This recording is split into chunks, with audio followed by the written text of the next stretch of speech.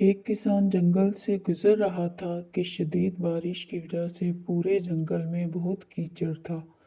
जंगल से गुजरते हुए किसान का गधा कीचड़ में फंस गया। इसने गधे को कीचड़ से निकालने की तनहा बहुत कोशिश की, मगर सब रायगा गया। किसान को कुछ समझ नहीं आ रहा था कि वो क्या करे।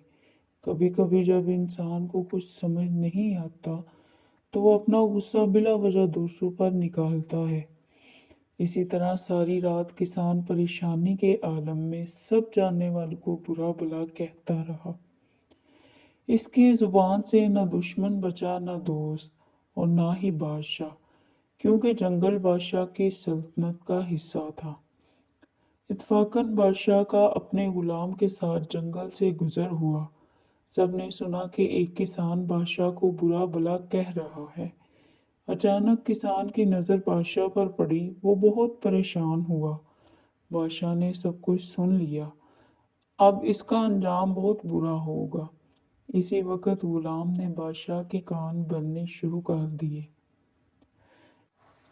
गुलाम बोला, बादशाह, या तो इसकी गर्दन तलवार से उड़ा दी जाए, क्योंकि इसने आपकी शान में गुस्ताखी की है, या फिर इसे कैद में डाल दिया जाए, क्योंकि इसने न सिर्फ आपकी बल्कि आपके खानदान की भी गुस्ताखी की है।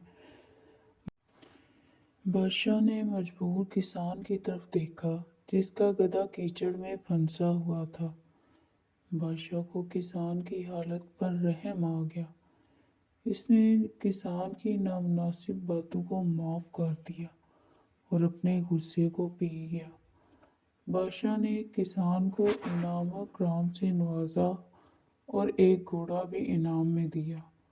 प्यारे बच्चों, हमें इस कहानी से सबक मिलता है कि सच है कि बुराई का बदला बुराई से देना आसान है, लेकिन इंसान को चाहिए कि बुराई का जवाब भलाई से दे।